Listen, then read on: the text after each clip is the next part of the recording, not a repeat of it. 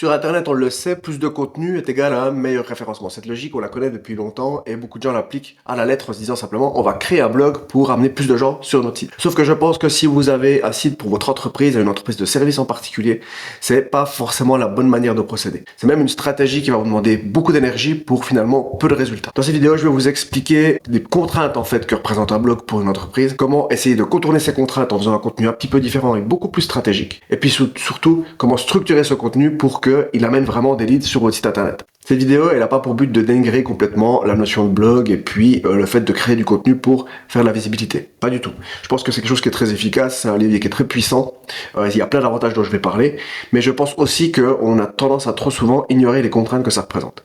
La première idée quand on veut créer un blog, évidemment, quand on est une entreprise, c'est on se dit, ok, on va créer une série d'articles comme ça, et chaque article va nous amener du trafic, et chaque possibilité de trafic supplémentaire, donc si on en a 100 par ici, 20 par là et 50 par là, et ben tous ces gens-là, ça nous donne des opportunités toujours de convertir. Et c'est souvent comme ça qu'on imagine, comme en fait un espèce de tunnel simple avec des articles de blog qui sont positionnés suffisamment bien pour que les personnes qui arrivent sur un article se disent j'ai envie de travailler avec ce prestataire, donc je vais le contacter. Sauf que tout ce travail-là ici, il se fait pas comme ça. Hein. Donc il faut trouver du contenu de valeur avec des intentions de recherche qui sont fortes, il faut se positionner, donc faire mieux que la concurrence quelque part. Et derrière, il faut être régulier pour avoir du contenu toujours un petit peu frais et à jour.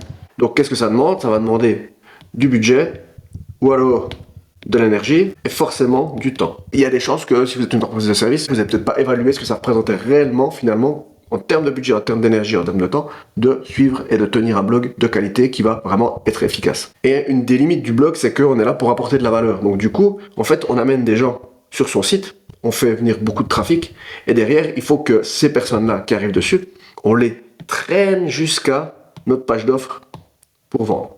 Qui est tout à fait faisable, de nouveau, mais qui demande du travail. Et qui va pas se faire avec 5 articles de blog éparses qui vont couvrir des sujets généraux et qui vont amener pratiquement aucun trafic, comme je vois beaucoup d'entreprises le faire. Donc déjà, prenons le temps de dire, ok, c'est quoi les avantages du blog, hein? Pourquoi est-ce qu'on voudrait faire un blog, comme on l'a dit avant? Donc, évidemment, la première chose, c'est pour le référencement. Le fait d'avoir plein de petites portes d'entrée vers votre site internet, comme ça, sur des questions qui sont plus ou moins proches, finalement, de votre offre. D'accord? Des questions qui sont satellites comme ça.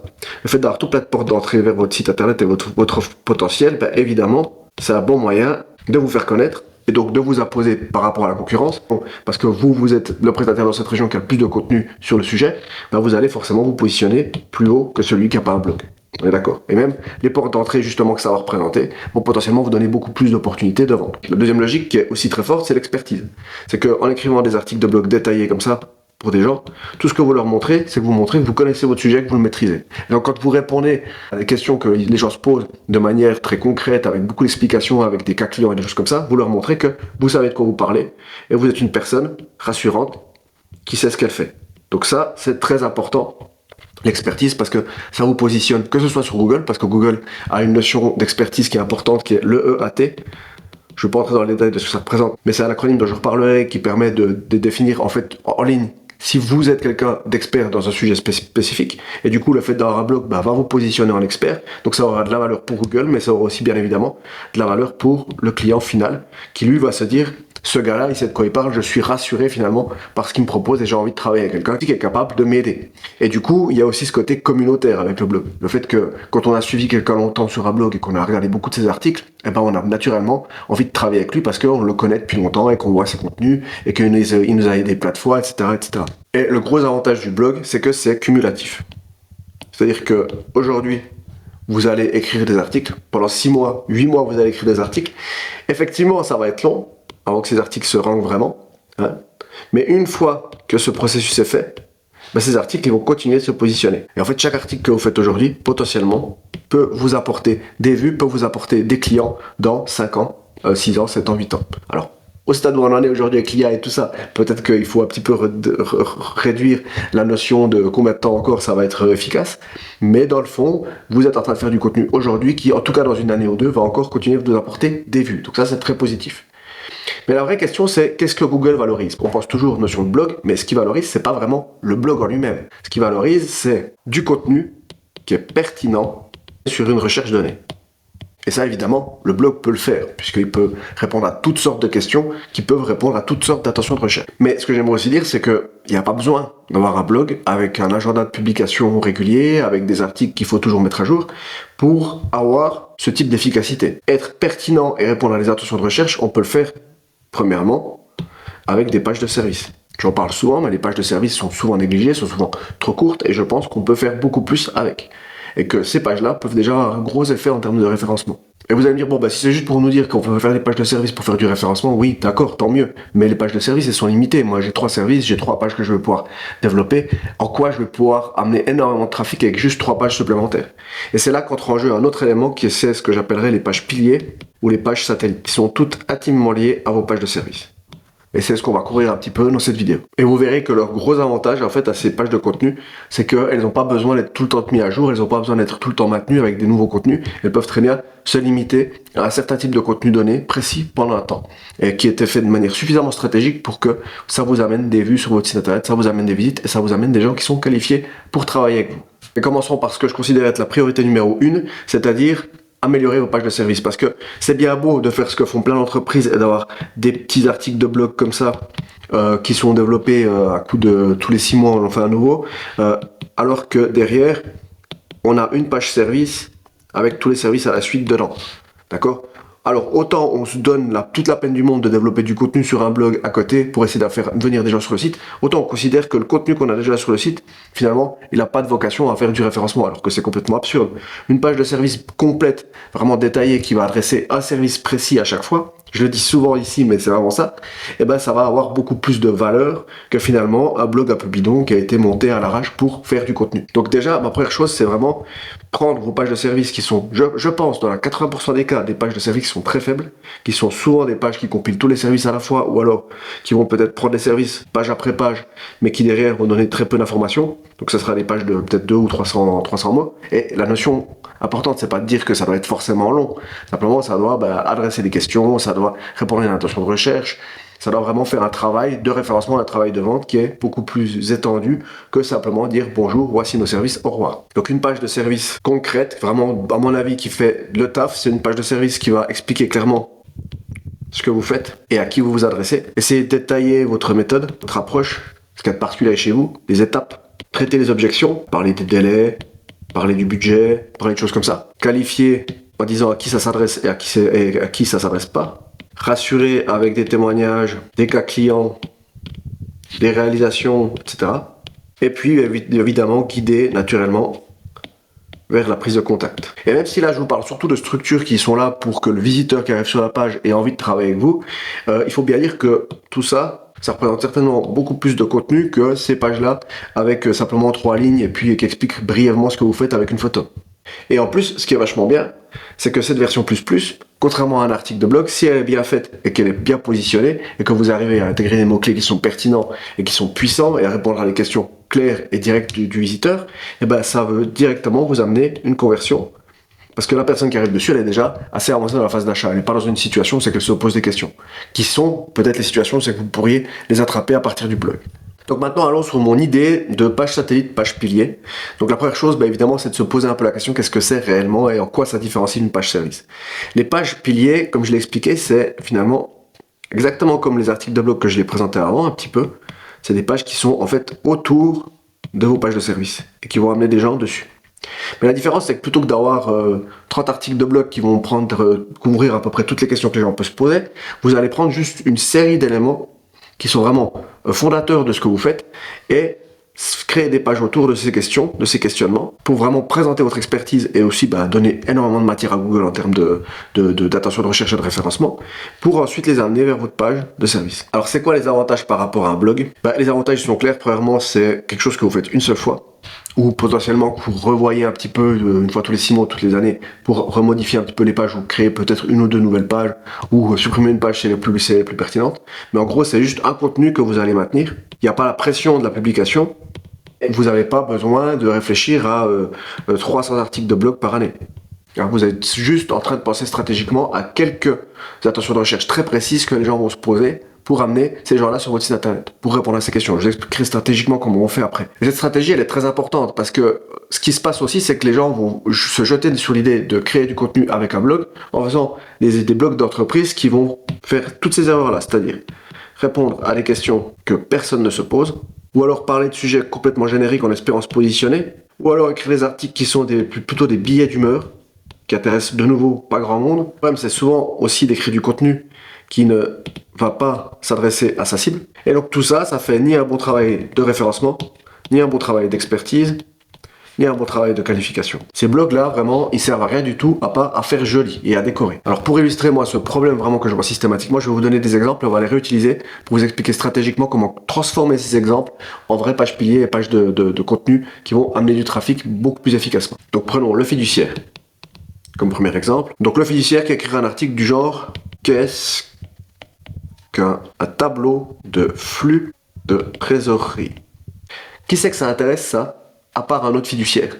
Est-ce qu'il y a beaucoup de gens qui sont sans fiduciaire, qui se disent « Tiens, je vais faire mon tableau de flux de trésorerie moi-même tout seul ». Non, la plupart des gens qui sont intéressés par ça sont des gens qui sont comptables, qui sont déjà dans les entreprises, qui sont établis. Autre exemple d'article tout pété pour une agence immobilière, on va dire comment estimer un bien immobilier. Ça, c'est clairement une question que beaucoup de gens se posent, mais qui est hyper générique. Dans le sens que c'est tellement générique que vous aurez une concurrence de malade si vous écrivez un article là-dessus. Alors, à moins de faire le meilleur article du monde, pour vous positionner, ça va être très très difficile. Parce que vous n'avez pas pris un angle précis, vous n'avez pas répondu à une question précise liée à l'estimation, vous faites une question générale, générique, sur un sujet qui est énorme.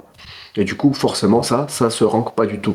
Surtout si vous essayez de le faire sur un petit blog ou sur un petit site qui a encore très peu de vues. Ensuite, autre exemple, avec l'architecte, on va dire l'influence du Corbusier sur l'architecture suisse. À part quelqu'un qui fait un master sur le Corbusier, on est sur une recherche qui intéresse pratiquement personne, et du coup on est sur des articles qui vont faire 0 vue. Et c'est juste en gros de nouveau un faire-valoir pour montrer que vous avez écrit un article sur un sujet et que vous vous y connaissez.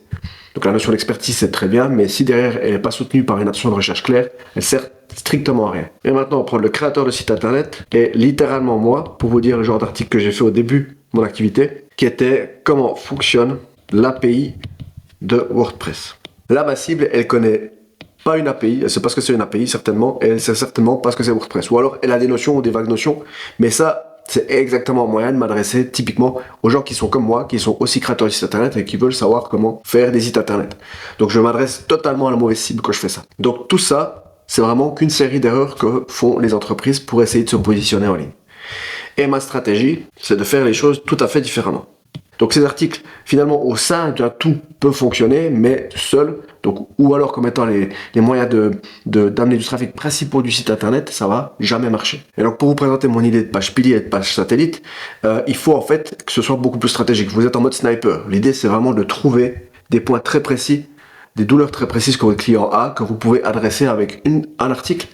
Et donc concevoir cet article pour que ce soit autant un moyen d'amener du trafic que de les convertir en clients potentiels. Donc comment on fait ça? Pour reprendre l'exemple du fiduciaire, question beaucoup plus précise, canton de Vaud, donc en Suisse, comment réduire la charge fiscale de votre entreprise? Alors pourquoi ça marche ça? Parce que déjà on est beaucoup plus local, on est dans le canton de Vaud, donc on est déjà en train de se positionner localement sur une question qui est beaucoup plus fermée, c'est-à-dire que c'est le canton de Vaud et c'est améliorer la fiscalité de son entreprise dans le canton de Vaud. C'est aussi quand même quelque chose qui est certainement une question que beaucoup de gens se posent. Et vous, dans votre domaine, vous êtes un fiduciaire dans le canton de Vaud, vous êtes capable d'améliorer la fiscalité des entreprises, donc vous faites un article sur le sujet. Alors comment se passe l'article en question? Alors vous allez expliquer le contexte pour commencer, les problèmes des entreprises aujourd'hui dans ce cas-là, comment essayer de résoudre ce problème, donc en donnant vraiment de la valeur, en expliquant vraiment des principes qui sont pertinents et qui peuvent aider la personne en question. Et derrière, vous donnez des chiffres, vous dites, voilà, nous on a aidé des entreprises et on a réussi à leur faire économiser jusqu'à tant d'impôts, avec potentiellement même des logos clients qui vont vous assurer que les personnes qui voient ça se disent, ah ouais, ils ont quand même travaillé avec des boîtes dans la région qui sont hyper importantes, ou alors que je connais très bien, qui sont dans le même domaine que moi. Et puis ensuite, toutes ces études de cas, vous dites, découvrez notre offre, par exemple. Ou alors, demandez un devis sans engagement. Ou alors, prenez contact simplement avec nous. Dans l'idée, c'est que ce travail-là, de faire amener des gens qui ont une question vraiment très claire, très précise, et un besoin très précis, très très proche de l'achat, et on va les transférer de ce besoin-là à, voilà, nous on vous explique tout comment faire, mais forcément que pour vous, ça sera peut-être compliqué de le faire, donc voilà comment procéder si vous voulez aller de l'avant avec nous. Et surtout, soyez rassurés, on l'a déjà fait. Donc vous voyez, la logique, elle est bien différente d'un article de blog. Reprenons aussi pour l'agence immobilière, la même idée. Là, la question, on va la prendre un peu différente. Pour parler d'estimation, on va dire comment vous assurer que votre bien a été bien estimé. De nouveau, la question, elle est précise et surtout, elle adresse un certain type de clients. C'est des gens qui ont déjà fait des estimations, qui sont déjà peut-être en train d'essayer de vendre leur bien. Et du coup, vous leur dites, mais est-ce que votre bien, il a été bien estimé? Parce que potentiellement, un bien mal estimé, il peut venir ce qu'on appelle cramer, c'est-à-dire que plus personne n'a envie d'acheter parce qu'il a été au départ mis beaucoup trop cher. Donc du coup, là, ce que vous pouvez expliquer, c'est, voilà, d'où viennent les problèmes d'estimation qui existent. Vous pouvez aussi dire qu'il y a autant d'estimateurs que d'estimations possibles. Et ensuite, comment vous, dans votre entreprise, vous faites pour essayer de reprendre des biens qui sont en difficulté au niveau des estimations et comment vous les adaptez pour réussir à les revendre derrière quand même. Et des études de cas de biens que vous auriez vendus. Et à la fin, vous dites, contactez-nous, redécouvrez notre offre, etc., etc. Continuons avec l'architecte. Autre question que je trouve pertinente. De nouveau, c'est des choses que je me suis simplement imaginé comme ça en quelques minutes. Hein. Donc, si vous êtes dans le domaine, ça va être beaucoup plus facile de trouver des vrais cas. Mais ça va être comment créer une villa d'architecte, donc avec un style très particulier, une vraie personnalité, on va dire, tout en respectant les règlements communaux. Donc, vous le savez peut-être, si vous faites construire une maison, vous aurez des réglementations, vous devrez par exemple utiliser des toits avec 2 pans, vous devrez utiliser un certain type de tuile d'une certaine couleur, vous ne devrez pas utiliser du jaune sur la peinture de votre maison parce que il faut que tout soit uniforme avec les autres maisons. Dans les régions rurales, c'est particulièrement important et du coup, il y a des gens qui aimeraient avoir des maisons vraiment uniques avec du vrai cachet. Comment faire pour faire une villa d'architecte dans ces conditions-là? Et vous, ce que vous expliquez, c'est effectivement comment vous êtes capable de le faire en appliquant certains critères, en faisant certaines choses, en détournant certaines questions, en arrivant vraiment à produire exactement ce que le client veut, donc quelque chose d'unique, sur la base de quelque chose de très cadré et qui vous empêche finalement beaucoup de choses. Du coup, vous mettez ça et vous mettez des études de cas, vous mettez des photos de maisons que vous avez réalisées dans ce cadre-là, vous mettez les limitations que vous avez eues et ce que vous avez réussi à en faire, et là, la personne qui voit ça, elle a très très envie de travailler avec vous, parce que d'un seul coup, c'est plus juste un architecte qui fait des maisons, c'est un architecte qui comprend son problème et qui est capable de le résoudre vraiment par son travail, par ses compétences, et qui l'a déjà fait. Et puis, dernière chose pour le créateur de site internet, ça se rejoint totalement mon contenu que je fais ici sur YouTube ou ailleurs, c'est comment vérifier si le site de votre entreprise vous fait perdre des clients. Donc là, je vais expliquer potentiellement pourquoi le site vitrine classique qu'on a partout ne fonctionne pas pour faire de la conversion, qu'est-ce qu'il faut faire à la place, comment il faut structurer son site, quelles erreurs ne pas faire, etc. Et puis ensuite, on va donner des études de cas, on va donner des travaux réalisés avec des clients, on va donner des témoignages, et puis on va donner envie aux gens de travailler avec nous. Et ce qu'on va faire aussi peut-être, c'est mettre un petit bouton pour un diagnostic gratuit. Et oui, parce que en description de cette vidéo, il y a un lien vers mon diagnostic gratuit où vous pouvez simplement envoyer l'adresse de votre site internet et moi, je vais aller le regarder, je vais vous dire les problèmes de site internet, pourquoi actuellement il vous empêche d'avoir des clients en termes d'écriture, en termes de structure, en termes d'acquisition, et exactement comment vous pouvez corriger ces problèmes. Donc vraiment vous donnant des points à corriger précis que vous pouvez faire pour améliorer votre site internet. Tout ça, c'est livré sous la forme d'une vidéo de 10 ou 15 minutes. Vous savez que je vous explique tout ça en vous montrant votre site internet.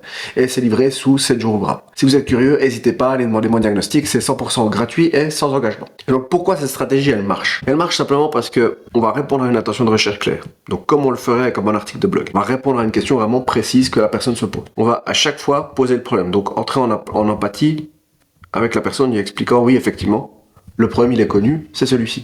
Ensuite, on explique comment le régler. Et là, j'insiste, mais le but, c'est pas de simplement dire « Oui, alors nous, on peut le régler pour vous », ou bien alors de simplement mettre 3 phrases et basta. D'accord? Ah, si vous voulez régler ce problème-là, c'est très simple, vous faites ça sans ça. Mais nous, on a ces étapes-là pour le faire. Non, le but, c'est vraiment de donner de la valeur. Donc, si vous devez expliquer à quelqu'un comment économiser de l'argent dans le canton de Vaud, quand on est une entreprise, vous allez expliquer vraiment des cas concrets de comment ils peuvent économiser de l'argent. Et s'ils le font eux-mêmes, tant mieux. D'accord? Mais il y a de bonnes chances que les gens qui ont des entreprises et qui vont voir ce genre de contenu vont avoir envie plutôt de travailler avec quelqu'un qui sait ce qu'il fait. Donc vous avez beau donner de la valeur et beau donner des informations, la personne qui va se retrouver dans la situation, c'est qu'elle doit appliquer ces règles-là. Même si ce que vous avez dit, c'était super précis, c'était super bien expliqué, il y a 80% des gens qui vont pas être capables de le faire ou qui n'auront pas l'énergie ou pas la motivation ou pas l'envie de le faire. Et qui aura toujours le doute de dire, est-ce que j'ai vraiment bien fait ça? Et du coup, ils préfèrent se reposer sur un professionnel. Donc, ne pas hésiter à apporter un maximum de valeur à cette étape-là. D'accord? C'est important.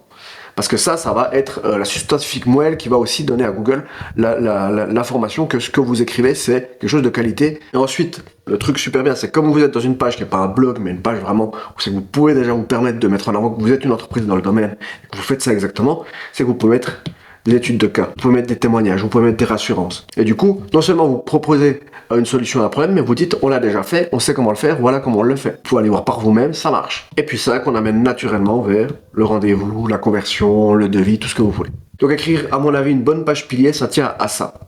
Donc j'insiste, je dis pas qu'il faut jamais faire un blog, je dis que le blog est très utile quand on a tout le reste qui fonctionne. Donc ça c'est votre page de service, elle est optimisée, elle est top. Ensuite, vous avez vos pages piliers ou pages satellites qui sont pensées pour amener un trafic hyper qualifié. Et ces pages vont rediriger vers des pages de service ou des pages de conversion. Ces pages-là, elles sont top. Une fois que vous avez ça, vous créez des articles de blog. Et les articles de blog sont destinés en fait à prendre tous les petites miettes de trafic finalement que ces pages-là ne sont pas capables d'avoir. Avec des questions qui sont plus larges, des questions qui sont plus éloignées de la question originale, des angles différents. Et tout ça va amener potentiellement vers ces pages-là. Parce que vous pourrez très bien dire, ah oui, si jamais on répond à cette question en détail dans cette page pilier concernant l'estimation immobilière ou dans cette page pilier qui vous explique comment fonctionne la gestion administrative de votre entreprise, etc. Et du coup, de nouveau, vous amenez petit à petit les gens vers ces pages. Mais ces pages-là, elles amènent du trafic, ces pages-là, elles amènent du trafic, ces pages-là, elles amènent du trafic, ces pages-là, elles amènent du trafic. C'est pas juste le blog, lui, va faire le travail du trafic et tout le reste, finalement, va être là pour présenter ce qu'on fait. Chaque page doit être pensée pour amener du trafic. Maintenant, j'aimerais adresser quelques objections courantes qu'on a par rapport au blog. Le fait de publier souvent, ça veut dire qu'on a du contenu qui est frais. Et Google, il aime ça. C'est vrai que Google aime bien du contenu qui est à jour et du coup qui est récent. Mais ce que vous pouvez faire, c'est simplement mettre à jour vos pages une fois par année ou 2 fois par année. Et vous allez sur vos pages et vous allez ajouter des choses. Vous allez par exemple ajouter une réponse à la fac si vous avez une petite FAQ dedans. Vous allez peut-être changer un détail dans une étape de travail avec vous. Vous allez changer des études de cas et vous allez republier la page. Et Google, naturellement, va voir que cette page a été mise à jour et se dire, ah bah tiens, il y a du contenu frais. Et de nouveau, les gens disent ça, mais de plus en plus de blogs vont faire du contenu, comme j'ai dit, evergreen. C'est du contenu qui va jamais vieillir parce qu'il va toujours être pertinent. Et du coup, ce qu'ils font, c'est carrément la date qu'on a sur les articles de blog est supprimée. Parce qu'en fait, quand on arrive sur Google, on tape une recherche et qu'on a une date de 2020, par exemple, pour la réponse, eh ben, on n'aura pas très envie de cliquer dessus. Alors que si on n'a pas de date précise pour l'article de blog, eh ben en arrivant dessus, on va se dire, bon, bah, cet article de blog, peut-être qu'il a été écrit la semaine passée. Donc, de nouveau, le contenu frais, oui, mais même pour les articles de blog, le contenu frais, c'est souvent du contenu qui n'a pas de date et qui est simplement mis à jour régulièrement. Donc, faites la même chose avec vos pages de contenu. Ça va avoir autant d'efficacité. Autre question, bah, c'est difficile de se positionner sans blog. Je suis marrant avec mes 3 ou 4 pages supplémentaires par service, mais potentiellement, même si je crée 10 pages de plus, c'est quand même compliqué par rapport à un blog qui est capable de créer 1, 2, 3 articles par mois sans problème. Et ça, je pense que c'est une mauvaise vision de la chose, parce que vous êtes une PME dans une région spécifique. Et même si votre région elle est un peu plus large que ce qu'on pourrait dire, même si vous êtes peut-être, je sais pas, en Suisse romande, ou vous êtes dans un département français d'une certaine taille, et donc c'est effectivement un peu plus concurrentiel, vous restez quand même à un niveau qui est relativement petit. Donc si dans ce niveau petit-là, vous faites déjà un très bon travail d'optimisation de tous les contenus que vous allez pouvoir amener du trafic, c'est obligé. Parce que vous, ce que vous voyez certainement, c'est les gens qui parlent de référencement en parlant de blog ou en parlant de génération de beaucoup de contenu sur la base de gens qui vont potentiellement se cibler sur le monde entier. Donc si par exemple moi aujourd'hui je développe un outil de productivité qui est destiné à parler à tous les dirigeants d'entreprise du monde entier, évidemment si je fais pas un article de blog, il y a très peu de chances que je me positionne parce que c'est hyper concurrentiel et on est dans un domaine où c'est que je parle à tellement de monde que ça n'a pas de sens de pas faire un blog et de pas faire une stratégie de contenu poussée. Mais dans votre cas, vous êtes dans une situation où c'est que vous avez un bassin peut-être de population qui est peut-être de, je sais pas moi, 20, 30 000 personnes maximum, avec une cible qui adresse peut-être 2 ou 3 000 personnes. Dans ce cadre-là, c'est beaucoup plus facile de vous positionner. Tu n'as pas besoin de faire 200 articles de blog pour être positionné. Et forcément, la dernière question, c'est, de toute façon, il y a l'IA, donc les blogs, c'est mort. Mais justement, ce que je vous dis, moi, c'est pas de faire un blog hyper complexe, de mettre de l'énergie là-dedans, c'est vraiment de faire des requêtes hyper ciblées, sur des réponses vraiment très précises. Moi, personnellement, si je vais taper sur l'IA, comment est-ce que je peux économiser des impôts dans le canton de Vaud, je vais pas certainement m'arrêter à sa réponse à elle. Je vais pas me dire, ah ouais, d'accord, là, l'IA, elle m'a donné 3 astuces qui sont super pratiques. Non. L'IA, elle va donner des astuces, et elle va donner ici des petits liens sur lesquels on peut cliquer pour aller avoir plus d'informations. Parce qu'elle va généralement citer ses sources. Enfin, tout le temps, en tout cas sur Google. Et si vous faites ça sur ChatGPT, vous demandez des recherches sur Internet, elle va aussi vous citer ses sources. Donc potentiellement, vous avez des moteurs de recherche supplémentaires aujourd'hui qui vous permettent de réussir à ranker simplement parce que les gens font des recherches sur ce sujet-là par l'IA et que l'IA va donner ses sources. Et si vous cliquez sur la source, la personne va voir le contenu que vous aurez écrit. Donc c'est pour ça que je pense que du contenu très ciblé va vraiment bien fonctionner si vous le faites. Surtout sur des sujets qui sont techniques, des sujets qui sont pas simplement couverts par 2 ou 3 réponses. On ne demande pas c'est quoi la capitale du Zimbabwe. On demande clairement des questions qui demandent une expertise et du travail. Et du coup, la personne qui va répondre à ces questions-là, elle va forcément avoir du trafic sur son site, que ce soit par la recherche organique ou par les gens qui veulent en savoir plus sur ce que l'IA va donner comme ressources sur le sujet. Parce que de toute manière, l'IA, elle trouve effectivement beaucoup d'informations dans ses données d'entraînement, mais les données qui sont récentes, elle va souvent avoir besoin d'aller rechercher sur Internet. Et sur des données techniques ou spécifiques, elle va le faire aussi. Et puis, de manière générale, j'ai envie de dire, si on pense comme ça, évidemment, l'IA a tout tué, ça sert plus à rien de faire quoi que ce soit, arrêter de faire des sites, arrêter de faire des réseaux sociaux, arrêter de tout faire. Non, je pense que vraiment, cette stratégie-là, c'est un très bon compromis, et je pense que finalement, l'IA aura un impact faible sur ce type de requête-là. Ne pas chercher à tout prix à maintenir un blog pour votre entreprise, ça veut pas dire arrêter de produire du contenu, c'est pas ce que je dis. C'est déjà commencer par travailler sur les fondations de votre site internet. D'accord? Avant de rajouter des trucs par-dessus, alors que vos fondations sont bancales.